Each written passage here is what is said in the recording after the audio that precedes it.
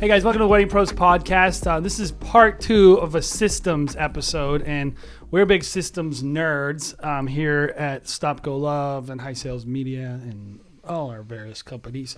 And one of the questions I think people ask me a lot personally is they'll be like, someone even asked me the other day, like, oh, were you always planning on growing a company like this for weddings? Was that your plan from the beginning? And I think the answer is kind of yes and kind of no, right? Mm-hmm. Did someone really ask you that question? Yes, someone actually did ask me that. Is that just like a YouTube thing? No, I'll pull it up right in the message. Huh, interesting. Yeah, I mean, I've definitely been asked that before because I think the answer is no. We just honestly didn't know what the heck we were doing. We're just like, hey, should we name it J&J Photography and Videography? And we were like, no, that's well, there was lame. There was kind of a plan and kind of not a plan. Sure. Like we knew we wanted it to grow. Yeah, I think we knew a couple people that were like had their name photography, and they were like, it's just so hard having it be your name because it's always expected to be you on site every single week, and like if you want time off, we were like, well, what if we played around with that and we became more of like a studio, and then we could, like, if one of us is having a kid or something, then we could swap people out, and I don't know. I think that was more the thought. But we certainly weren't planning on having a big company. No, but one of the things I think we did do, and maybe it's just because it's natural to me and it's something I gravitate towards, I like to hack anything. I want to find any way. How can I make anything as fast as possible so I don't have to spend time doing it? Mm-hmm. That's important to me. And so as we did grow, one of the things I will say is whether or not you've planned to or not, what's most important is just when you are adding something to your business, also adding a system to support it. Mm-hmm. And I think we did that without even knowing what we were doing. And like as we would grow, we'd be like, oh, we need a way of managing teams. What are we going to do there? Oh, we need to manage. We're getting a lot of leads. We need a way of managing that better. So get a system. We very quickly kind of, I think, gravitated towards that way of running our creative business. Yeah. I was recently going through old Google Forms or Google Sheets, right? Because when we first started, we were just like, when someone books us, what do we do with them? How do we keep in touch with them? I guess our first ever baby system. I guess we'll put them in a Google Sheet and put their email there. So when we are like, hey, your wedding is in a few weeks, we can know where to email them back. You look at that sheet, you'd be like, we know what their names are. So organized. Simple things. Oh, yeah. It was not organized at all. And so I recently went back to like our 2012, 2013, 2014. And it's funny to see how gradually better it gets and how much more organized and color coded, and just like, because you just realize how much time it saves you over time. Like I looked at the first year and I'm like, what is this? It's like people's names. You wrote it and you don't even know how to read it. Yeah, I don't. I'm like, it has like, I don't know, like certain like codes next to them, which I promise you I didn't even remember when I wrote them. Yep. A good system, just like literally something like a good naming convention and your file systems. Like the point is like teams and collaboration run off systems. Yep. And I actually think just humans do, because like he wrote those bad spreadsheets and he doesn't even know what he meant. Mm-hmm. And like I don't know, like 5 years seems like a long time. It's really not that long, and it's like it never happened to you. Yeah. I would laugh at that fool. the 5 year ago version of you. I know. What an idiot. I know. But hopefully that's encouraging, because I mean, when we first started, I was certainly not a systems person, and now I feel like my whole life operates based on systems, and life changes and it gets way easier. And so the point of a system is honestly to be more efficient, and the point of being more efficient is to make more money, either by providing more quality so that you can raise your prices or get into a different market that maybe is a little more where you want to work, or allows you to have higher volume, right? Mm-hmm. Yep. I think those are the three. Yeah. So you want to make more money. And so that's really what we're talking about here is like, and I think good art coincides with money. So I think it's not just a lot of people like, oh, you're a business person and you're a creative, but it's like being a good creative definitely helps you be a good business person. If you're better your art is, the more easier it is to sell. And so it's all related. And we talked about really in the last episode, the 4 main systems that we evaluate when it comes to our business, and 4 systems I think every wedding creatives should have. I guess really any wedding professional, which is, I guess, any business, right? Which is lead generation, lead management, lead processing kind of thing, project management, and project follow-up. So this is how I break it down, and we kind of break it down. You got leads and you got clients.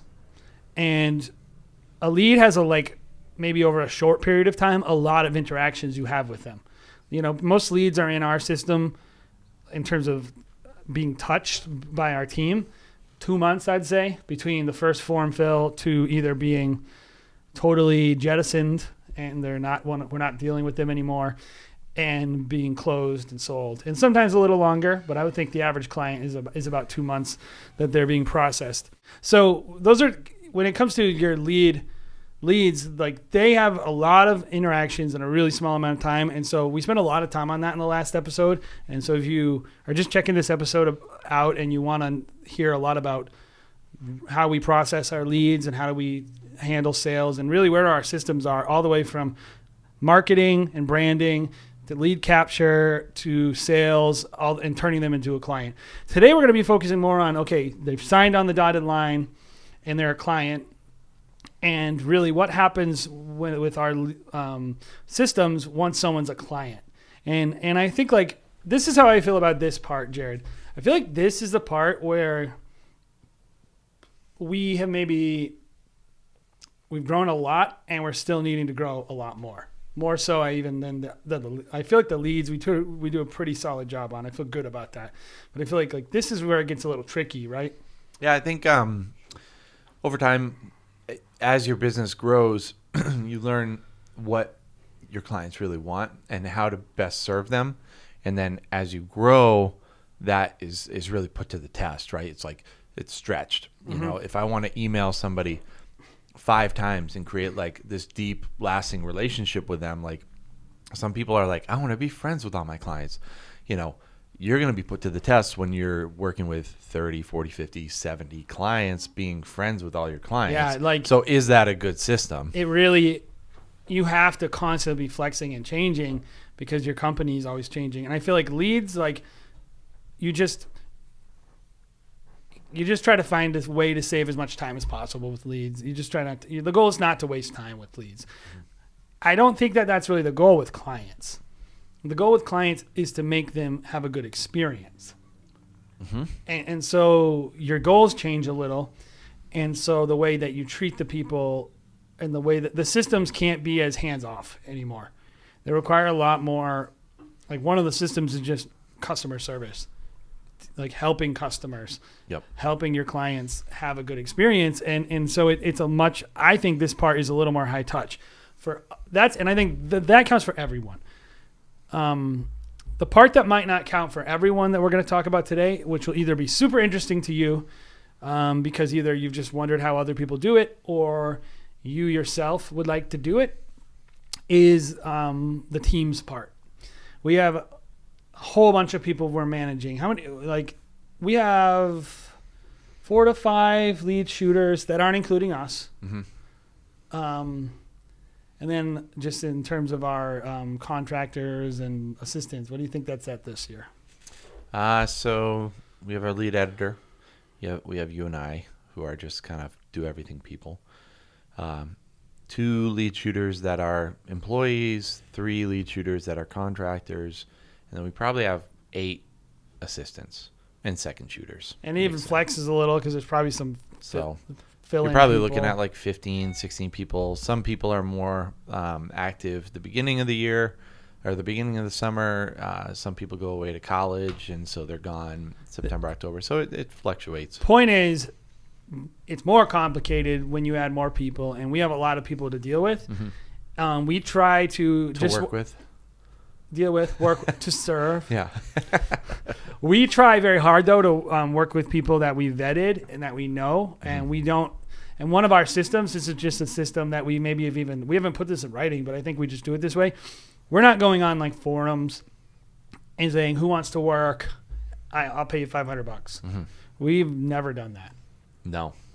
We don't do that. We try to take people from the very beginning, assistants, train them as an assistant, and then train them as a second shooter and hopefully get them within a couple years to a place where they can be a lead shooter. Yeah. I did recently try Facebook's job applications for an internship, and I would recommend that nobody ever do that ever again. It's like the worst experience I think I've ever had. The worst applicants. Just if you filled that out, we don't care. I don't care. You're the worst. All you people that filled out are the worst. Like schedule times to come in and then just cancel on you the day of. So you people are the worst. Anything that you're going to do with other people is going to require a whole other system. And that's really what my point is. And so if you're just by yourself, I do think you can still learn a lot from this episode, and I think it will still help you. Yeah. But if you are dealing with even like 2 or 3 people, I think literally once you get beyond like one other person, you start to really need a lot more systems to keep it up. And the good thing is a lot of those systems scale. Yeah. So whatever you're doing with 2 people, if it's a good system, and that's how you know if your system's good. If you are adding people and it still works, you have a good system. So let's talk about our project management, kind of setup. We talked about in the last episode using Asana and why you should use Asana. For those that didn't hear that, go back and listen, but I'll refresh your memory. Basically, Asana is similar to maybe a Basecamp, a Trello. Obviously, there's a whole range of those platforms out there. We choose Asana because it's free for up to 15 people. Has good integrations. Works like with Zapier, Slack, Honeybook. Actually, through Honeybook as well. Using Zapier. And it is just works. It's got list-based management as well as board-style management, which a list is just like literally a to-do list. And a board is like a bunch of columns, and you label them however you want. And so for editing, we use boards. And for just managing random people a day of, we use lists. And so let's talk a little bit about kind of a project is created through, the person signing on the dotted line, right? And they get in there. What are you doing as the leader to kind of get that wedding set up? The wedding automatically gets put in Asana, right? Yep. So they sign their document, their agreement. They make a payment, and their project is put into Asana, usually by their name and the project, the type of video or photography work. And that just we're as doing. a side, you might have to rename those projects because weird stuff can happen there. So don't just assume it's going to be right. Yeah. And then from there, we personally, and it might not be the best solution right now, but I've yet to find something that really works as well, and is just super accurate, is we do have a Google Sheet still. That Google Sheet is still in existence, but it is much better and much nicer and very refined, and I would say elegant looking. I think it's a beautiful thing, actually. But that is like the brains of our company, right? And so their names get put into that document. That's the place where I put how much we're going to be paying our contractors, how much we're going to be just paying everyone involved. So as we're creating these projects, we're also starting to track the cost of the project. Yep, that's where it originates from.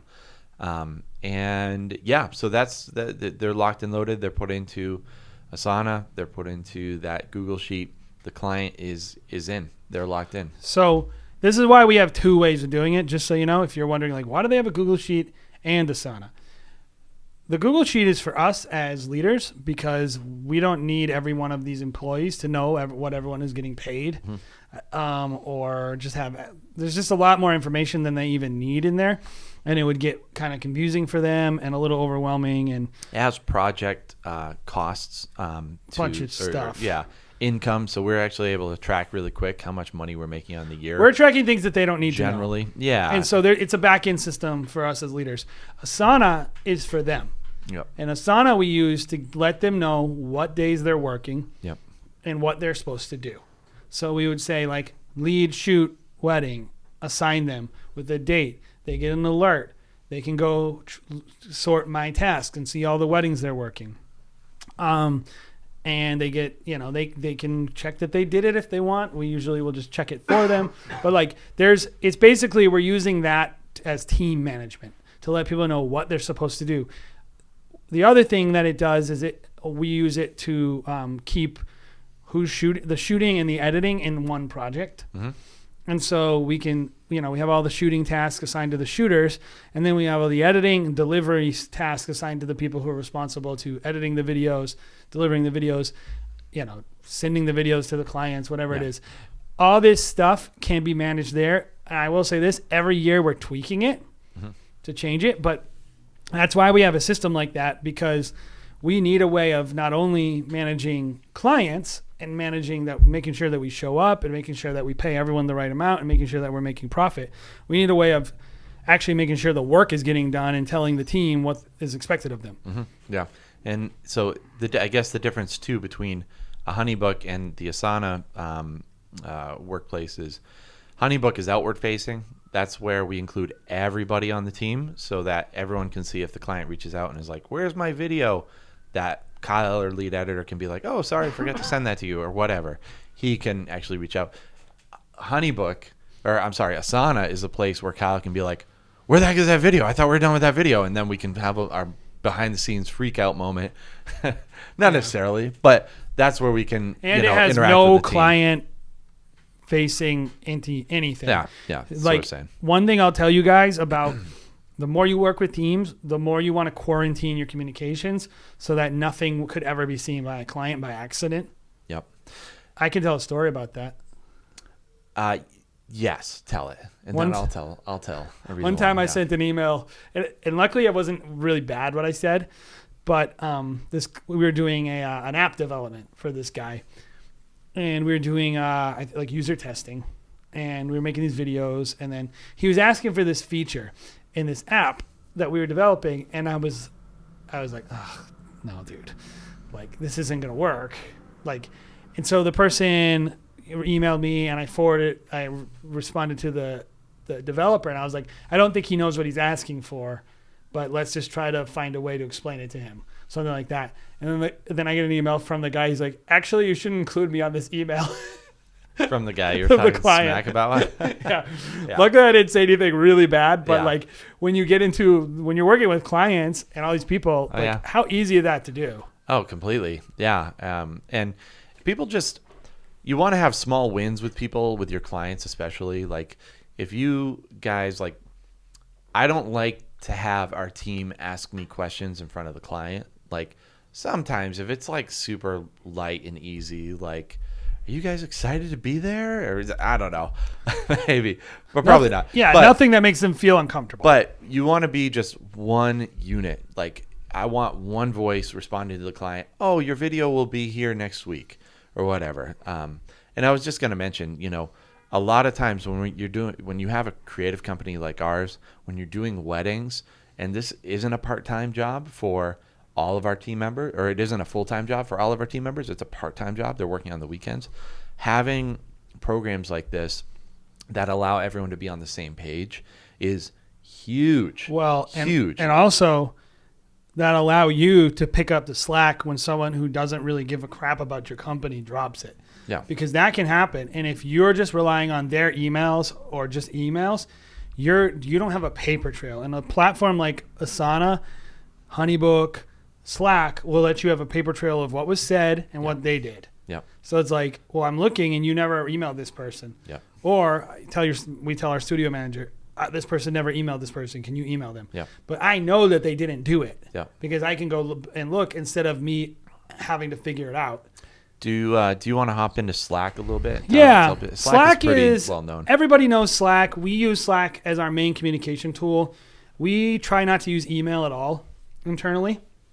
We use email when we're talking to outside facing people, but internally we use Slack. We have a channel for all our contractors, single user channel, which doesn't cost extra, but you do need to have a paid version of Slack, I think, to have single channel users, but you don't have to pay for those users.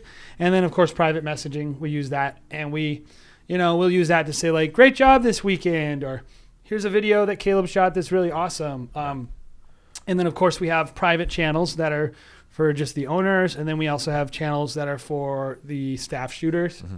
So we use it in a lot of different ways. Yep. Slack is great. So this is the other part about our leads and our clients. One of the things we do, and we're trying to get better at it, and it works when we do it, but this is just, if I was to say what we're working on now in this system is our upsell emails to clients before their wedding day. Yeah. For instance, client signs up, they get a recap package, they don't get a second shooter, they don't get drone.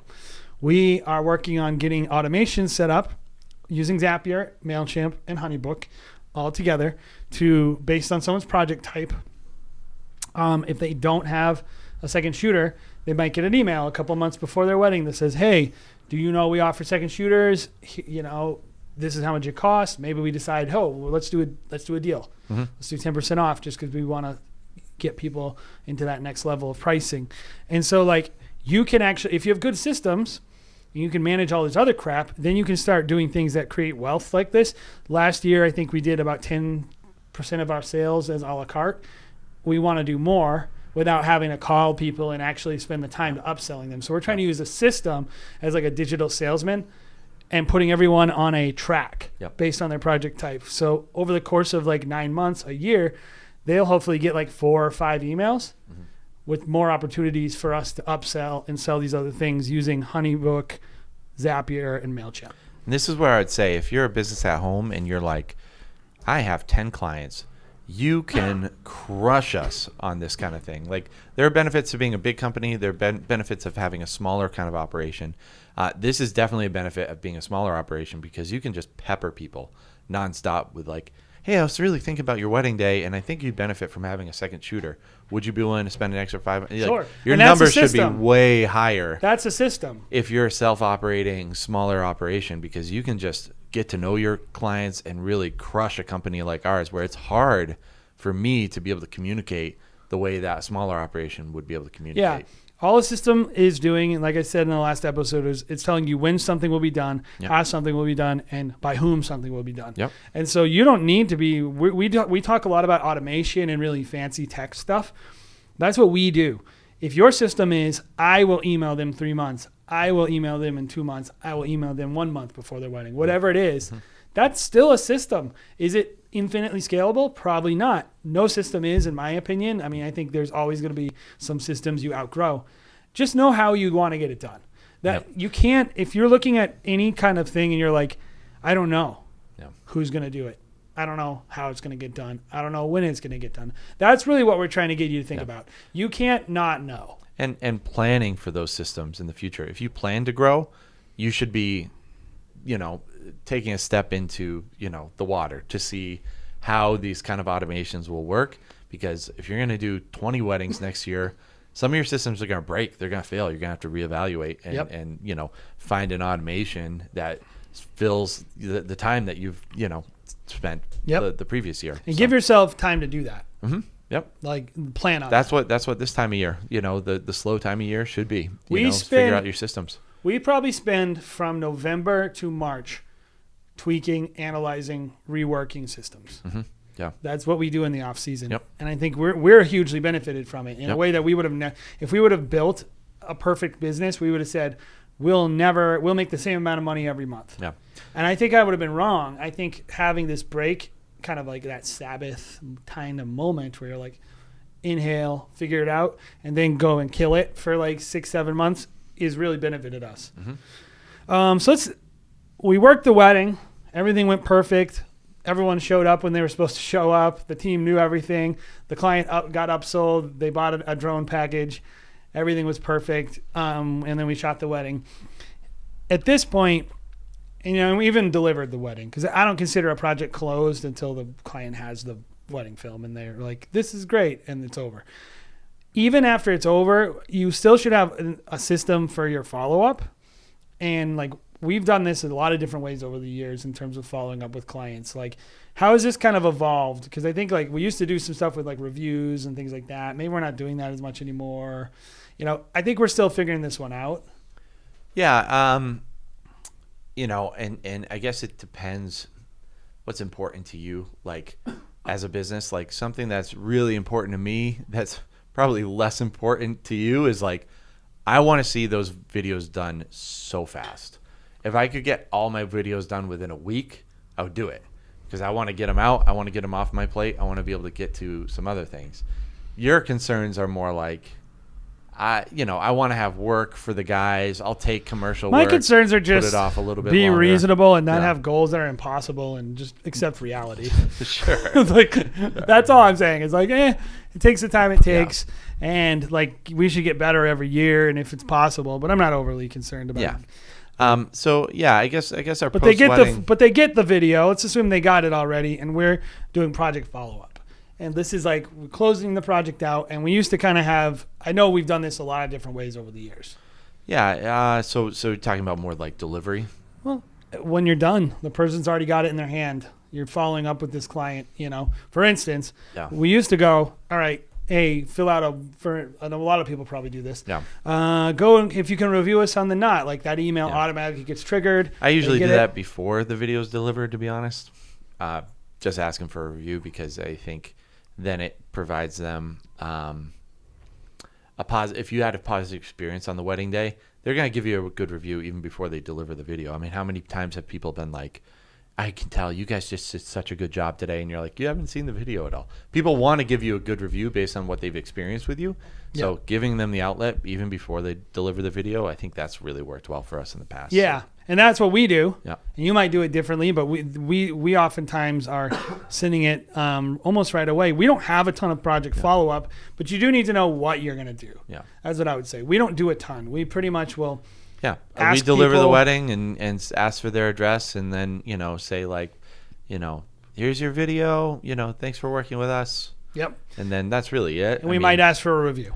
Yep. And I do think there's some potential there, to, hey, do you have friends who, would be interested in having a wedding video? There's some follow-up stuff. Again, that's something that someone who only has like 10 weddings a year could crush us on. Well, one of the things we are working on, and this isn't done yet, so it might be a failure, but I think it'll help a little, is people who only bought raw footage. We do have follow-up with them, for instance. So people who bought raw footage, we will follow up about their edits probably within 3 months. Do you want edits? Also, people who didn't buy like all linear cuts, like all the other things, we will try to follow up with them, like stuff like anniversary time, like, oh, wouldn't it be a great, and Christmas the next year. Yep. So we do have some follow-ups for wedding albums from the photography side, prints, all that kind of stuff. We have some systems for upsells for things that we know someone could still buy from us, because every wedding we shoot the same way no matter what package they bought. Because that way we know, like, I can sell them a full ceremony cut. So we always are on sticks for our recap videos. We'll have like a guy on a monopod and one guy on sticks, or one camera on sticks, because we know come anniversary season, and people do it all the time, or just 3 months later, that we have an opportunity to sell them that video, or to sell them those speeches. And so that would be a thing I would consider. That's our follow-up pretty much is only, thanks for working with us. Here's your video. Maybe ask them for a review. Yeah. And then depending on what they bought, maybe remind them about some of our upsells that they might want. And oftentimes they do want it. Yeah. I'd be curious to see what people are doing out there. Like if you are listening to this and you have like an amazing follow-up that you just find super successful, like share it. Like I would love to know what people are doing kind of for follow-up, because I think there's some things we haven't really tested this. I think usually by the time I reach the end of the project, I'm like, you're just done with it. I'm like, thank you for giving us a good review, and we're like, It's we tough. worked our butt off for you. Like we appreciate you, and hopefully we shoot one of your friends and we see you there, we can give you a hug. But yeah. Well, this is why you need a system for it, and this is why I was saying we're not great at this yet. Yeah. Because And part of me feels like it's like trying to squeeze blood out of stone a little bit. Like I've always said, just do an automatic email. Mm-hmm. Yeah. You shouldn't be spending a bunch of time on it, but just a little reminder, that's worth it to me. Yeah. It's not worth it to me to call them and try to spend a bunch of time upselling them. Don't show up at their house and bring cookies. But we sold. Want to hang out? I know for a fact we sold at least 10 grand worth of edits after weddings last year. Mm-hmm. Mm-hmm. Yep. And it was like, we did a big volume. Yeah, we randomly did a batch email for everyone that got a very specific thing. Post wedding, a year after. Hey, do you want anniversary edits? And just kind of reminding them that you exist. Oh, do you want an edit of your full ceremony? You only got a recap video. Did it work? I don't even remember. Yeah, that's the stuff that worked. We probably sold 4 or 5 of them. Well, and also even I remember that wedding we did in San Francisco. We did a basic recap, and then they saw the recap, and then they said, "I love this recap. Yep. Give me every single speech." They had 8 speeches Mm-hmm. and all the ceremonies, and they spent $2,000. Yep. And I would say, on the video side and likely on the photo side too. I think it works hand in hand. But publishing, photo, I think makes a lot of sense. Publishing your work to Instagram and Facebook, like a quick recap soon after the wedding, is super beneficial. I've had people that will book us. I didn't even mention that, but that is part of our. I'll have people that will shoot. We'll get an Instagram preview out within 2 weeks. So like a 30-second trailer teaser kind of video that we post. And then the mom will call us back and be like, "My son is getting married in November. Can you shoot his wedding too?" Great. Here's another $5,000 coming in. And, well, let's talk about the psychology of the post-wedding day. And so I don't have a system for you here. I'm just going to tell you how people think. Mm-hmm. And you should come up with a system to capitalize on it. I had a debate with someone the other day. If your name's not Alex Douglas, you shouldn't be delivering your wedding film super, super far away. Not for any reason that they deserve to have their wedding film in a week. For you as a business owner, this is what I mean. And you say it all the time, and I actually 100% agree with this. I just people aren't excited about their wedding for much longer than 3 months. And it decreases by the day. Like literally, some people go on their honeymoon and have a horrible honeymoon. I saw someone on a Facebook group the other day, and they were like, "Yeah, I just finished this person's wedding after 6 months," and then they emailed me and said they just weren't excited about it anymore. After like 6 months, and I was like, "Dang, you got like a whole nother lifetime to live with this person and think about this wedding day." But that's how people are, Yeah. Like I like the idea of having something for them that they're still on a high. They're on their honeymoon high. They come back. They're like, that thing that we just experienced like 2 weeks ago, that was amazing, right? And then if you're willing to drop like a 30-second to a minute Instagram like teaser on their lap, they'll be like, "Oh, we get to relive it." All those emotions kind of come back. You look like a Superman. You want to be surfing that wave. Yep. You don't want to create waves. Yep. And I think that's really what happens a lot of times is a lot of people are just like, "This is compound," and they're like, "Wedding film." Yep. And it's like you're just a little ripple. Yep. That person's excitement about their wedding day and their mother's excitement and their sister's excitement and all the bridesmaids and all these people who are so psyched, like you want to be part of that. Yep. And if you're waiting like 6 months later and they've been to their house 8 times and they're already pregnant and they bought 2 more dogs and like seriously, just think about this. If that person gets pregnant, you are screwed with getting referrals from that wedding. Mm-hmm. Because you know what? All they're going to want to talk about is it's all about the baby. Yep. And it's like, whatever. It takes the time it takes. But like, if you have a really good system for project follow-up that involves like, I'm going to do this marketing. I'm going to tag these people. We've been trying to do this story thing. Why? Because I want to take advantage of the fact that if I tag someone in the story, that they can share it to their story, and then all their friends and families will see it more likely probably than even if they put it on their feed. Mm-hmm.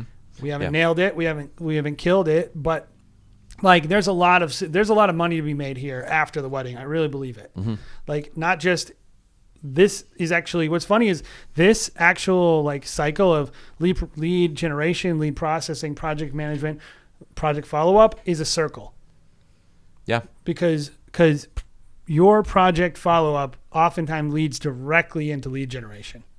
And that's how you need to think about it is your business is always on a cycle and it's actually concurrent circles. So like you're going to be processing leads, closing projects, and they need to happen all at the same time. And if you don't have a system for it, you're not going to be able to manage it all. So hopefully that was at least a little helpful. We didn't get into the nitty gritty of a lot of these things. We'd be glad to if some of you guys were like, just talk about just Asana. We'd love to hear about it, or talk just about MailChimp or emails or whatever. We can talk about that stuff. We're glad to. But today, let's just talk about ourselves. Let's take each one of these areas: lead generation, lead processing, project management, project follow-up, and let's kind of give ourselves a grade of how we think we're doing. based, and we'll just do, A, B, C, D, F. Yeah. Yeah. Because a lot of people, if you listen to the last podcast, it's probably something that you did was actually grade yourself in all of these 4 areas. So, let's stack our grades up to them versus you, us versus you. That's how we want this podcast to be seen. Is a competitive. Where'd our marker go? Probably fell on the ground. Probably fell on the ground. Okay, well we can just say it. Yeah, nobody on the podcast is going to see us. Yeah. Okay, so let's start by talking about lead generation. I want to hear your opinion first. Okay, lead generation. I would say that's probably one of our strengths. It's definitely one of your strengths. I would probably give us a solid B on lead generation because, which I think is a good grade. I think we do it probably better than most people just by how, by how many leads we get every single year. If you were to compare us to other people, you'd probably have a higher grade. But I think there's a lot of areas that we can get a lot better in when we are in trying to get different types of leads. A big thing for us is diversity, right? Like we want to have a wide scope of places where people are coming from. And I don't really want to have more than 25. I'll give us a B plus there. I think we're a solid B plus. I was going to give us a B plus as well. Okay. I don't really want to have more than 25% of my leads coming from any one place. Mm-hmm. Just because that just scares the crap out of me. Yeah. Like when people are super psyched about getting all their leads from Instagram, I'm like, oh my God, what are you going to do if they change? Yeah. You're going to be screwed. Like, I feel like I'm like, oh, I got 8 leads there. Like when people go like, oh, the knot, it's terrible. I paid all this money and I only got 10 leads. I'm like, oh, great. I got 10 leads from, I booked 10 weddings from the knot. That's great. That's, that's like right where I want to be. Yep. Some of your leads are going to be more expensive than others, which is fine. I just want to have a lot more control over my business. And so I think we do a good job generating leads from SEO. We generate leads from Wedding Wire, the knot. Yep. We generate leads from, from social, Facebook and Instagram. Not so much Facebook. We could do better there. And those are like, and of course, the client referrals, the vendor referrals. Yep. So I think we do a good job there. I'd like us to do a better job generating our social leads. I think we can do a lot better there. I think we can do a lot better in SEO. I think we can figure out a way of, what I hate about the knot and the Wedding Wire is sometimes you're not what the client's looking for and we aren't able to sell them. I think we do a better job of closing on those leads that are coming from those paid platforms. Because I believe, like, if someone's calling me, they're interested in buying what I'm selling. And something about the pitch, product, price didn't work. Yeah. I think the difference in why we're not getting an A, because I still see a lot of people kind of slip through our fingers that are like the price point people. So we have a solution for that we haven't really tackled yet. But yeah, those are the people. I'll give myself an A when I can sell something to more of those brides when they call me up and they're like, oh, I don't want this. And you really don't have anything to offer them. No, we don't. And I'd love to be able to offer them something. Yep. So you go first on lead processing. Okay, so my opinion is, I would actually say this is where I would give us an A minus. Okay. Because I think that this is where. Interesting. Because our close rate is so high, and it's not perfect what we're doing, and that's why I'm not giving us an A plus or whatever. But our close rate is really, really high once we get them in the door and when they're properly qualified. Like if we get a qualified lead who can afford it, who has the right wedding, we're closing on them. We're not having all these perfect brides who are a great fit for us not booking us. Like we know pretty much, like you'll always be like, oh yeah, I talked to this person, they're gonna book us, and then I talked to this person, they're not gonna book us. Like it's like, right, that almost every time. And we're not like forgetting about them. I think we can get a little better on being a little more. There's got to be a better way to get some of those second and third follow-ups to re-engage, and that maybe that's just a failure of like how we're actually where the lead is coming from, and maybe our lead generation needs to be a little more targeted at the right place. Yep. But I think in general, I give us an A-. That is such a complex process, and we do it in a very sophisticated way. Yeah, that's interesting. See, I would give us, because this is more my field and what I do every day, I would give us a B-,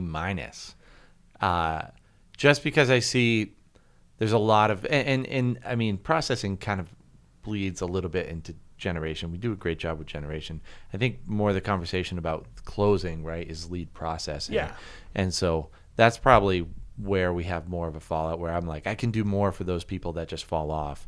Well, that's what we talked about before when we jumped the subjects. Yeah. Yeah. Which is like, yeah. what we're generating a lead for someone who can't afford it. Yep. Yep. And we need something for them. Yep. And also I think there's, I don't know, there's more that I can do. There's more that I can do here to make sure that those people, like, because a lot of times I'll talk to someone on the phone and maybe I'm just like pretty cocky when I get off the phone. I'm like, yeah, the person's going to book or they're not going to book.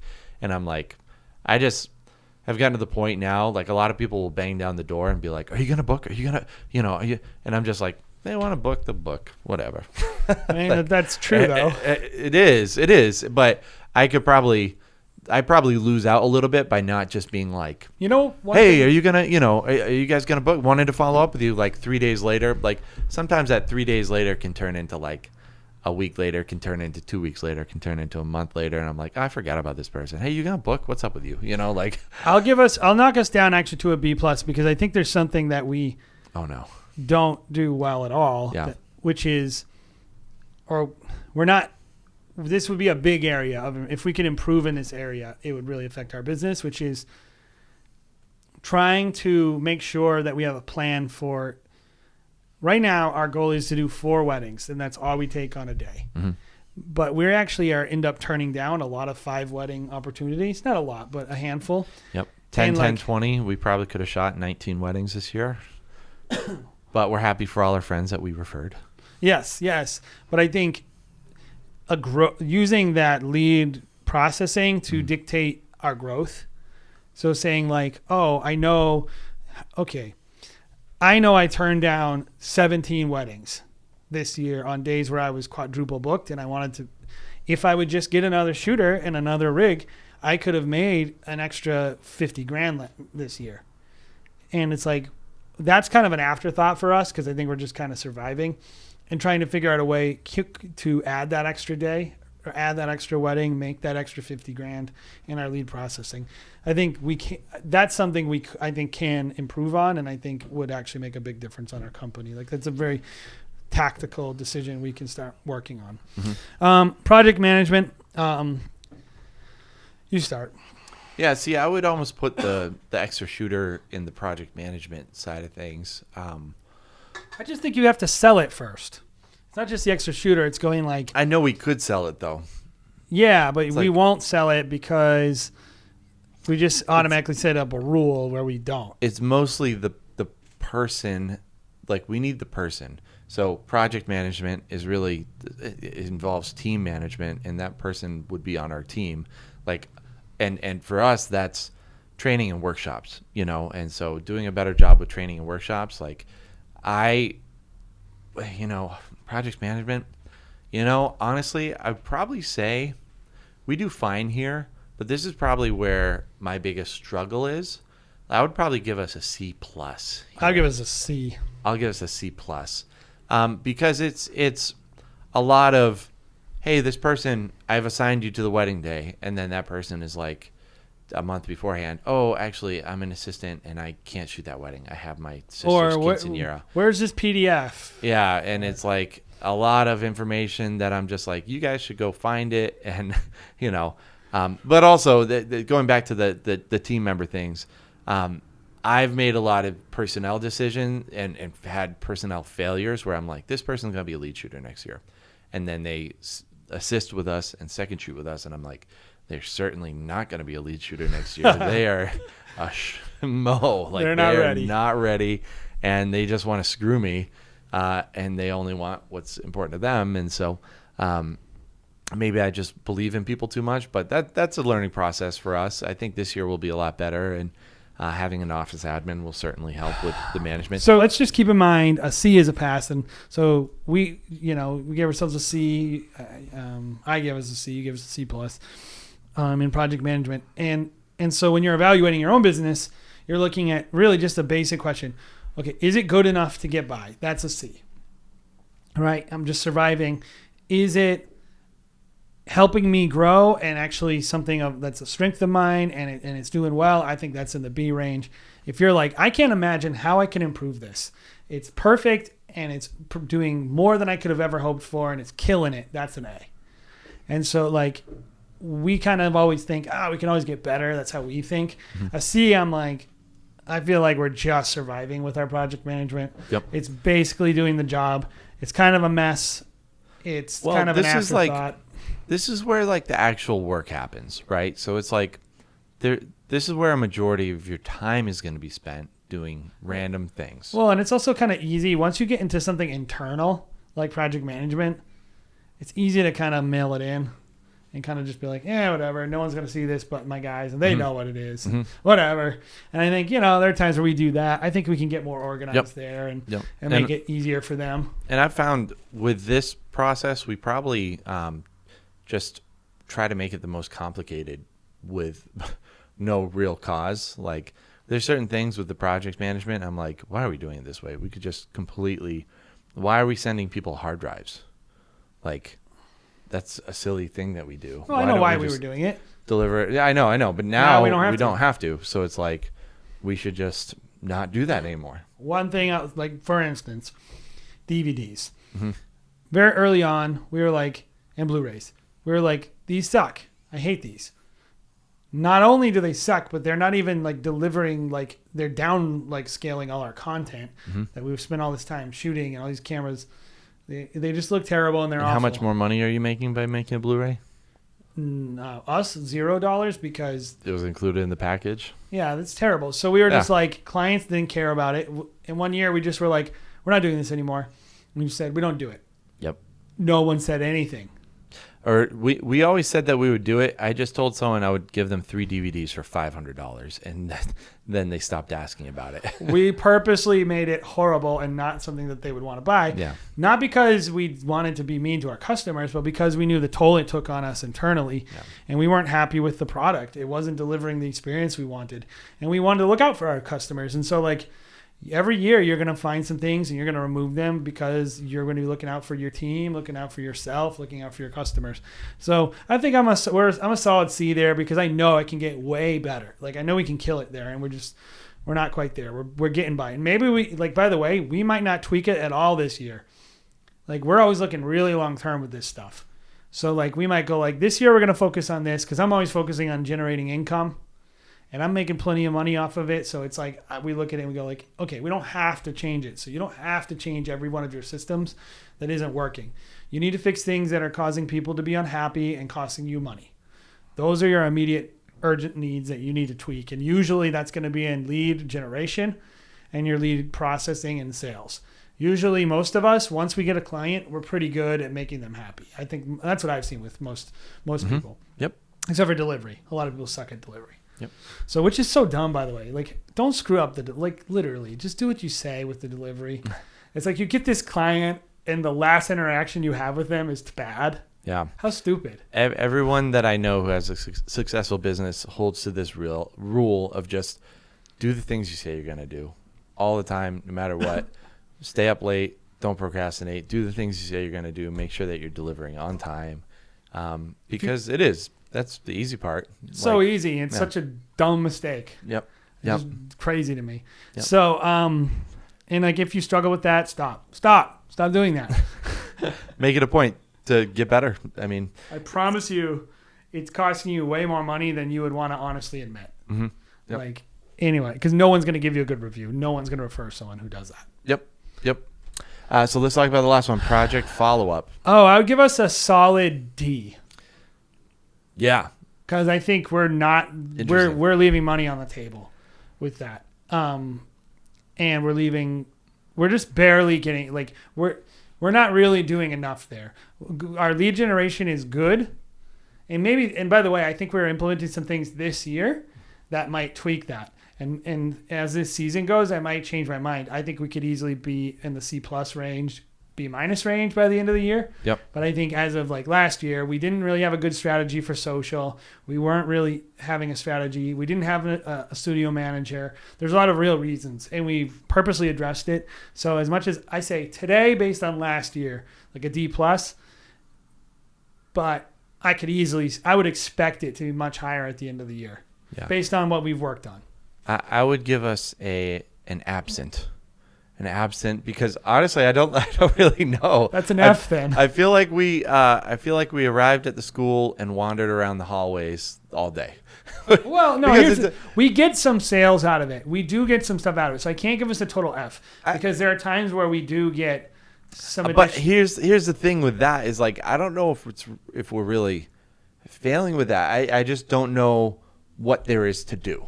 Does that make sense? Like reviews. What can be done? What can be done better? A systematized method of collecting reviews. Sure. If you don't want to do it based on every customer, you only want to send it to people who you don't have a great experience. I don't know. How do we determine that? Yep. How is that score? Like somewhere where it's like check this person, send them a review questionnaire. Yep. A automatic email for the anniversary date. An automatic email for the all those. It's not a lot that needs to be done. Yeah. It's a very small amount of things that need to be done, and it should be pretty easy to succeed at, Yep. but it's not really implemented yet. Sure. So every once in a while, we're like manually doing it. We're Yep. going like, this person got recaps. Let's ask them. Yeah. And then we sell. I would agree. That is a pretty crummy system right now because it's really just like, oh, this person was great. We'll send them this review template and, ship it off. And then they fill it out and great. Oh, this person mentioned to me, maybe I'll buy the edits later, and so let's remember to email them. Mm-hmm. That's kind of what we're doing now. Yep. And it does we do sell some things. It's not a total failure. It generates income, yep. which is how I determine, by the way. Are people unhappy? No, not really. I don't think people are unhappy with it. Mm-hmm. And does it generate income? Yeah, I do think it generates some income. It's not a total failure, but it's pretty. My guess is we're leaving a lot of money on the table. Sure. That would be my guess. So that's us, and we're just progressively get worse. Next year. As we go through. But I think, honestly, if you're going to fail anywhere, failing on something the client doesn't even know you're failing at is where you want to fail. You don't want to fail in front of the clients. And that's our general rule, which is why we're okay, letting it fall apart a little. Okay, they don't care if we ask them for reviews. That's for us. We're more we want every interaction with a client. So that's just our personal philosophy is client first, focus on the clients, focus on our clients, making them happy, making them feel we want everything to feel like a seamless experience where there isn't all this tedious interruptions and just delays. We think people just want immediacy. So that's our kind of philosophy. And I think overall we're successful at that. And I think that works for us. But, I think there's area to grow too. Yep.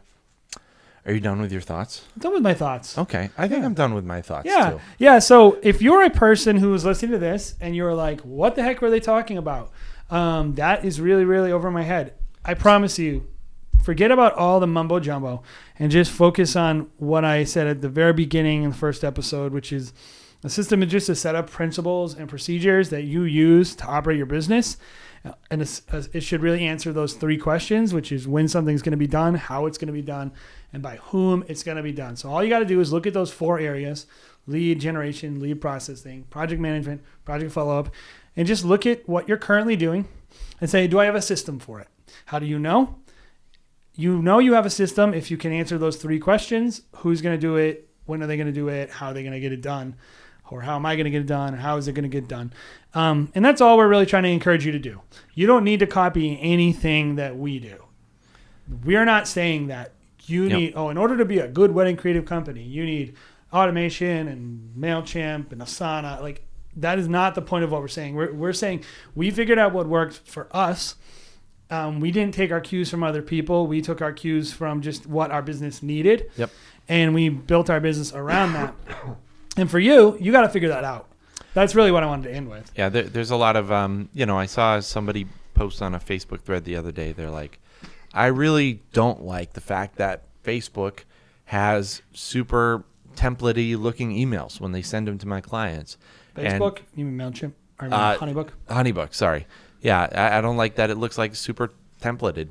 And I was like, I don't care about that. The systems are what actually matters, like, to me, but to that person, they wanted a very like organic, branded. like brand, quote unquote branded, by the way, but a more a personal touch to their email that, like, for us, we're like, you get a personal touch. You get emails often from us. By the way, But just we define things differently there. And in there, like, I would probably argue with that person and say what you care about doesn't matter.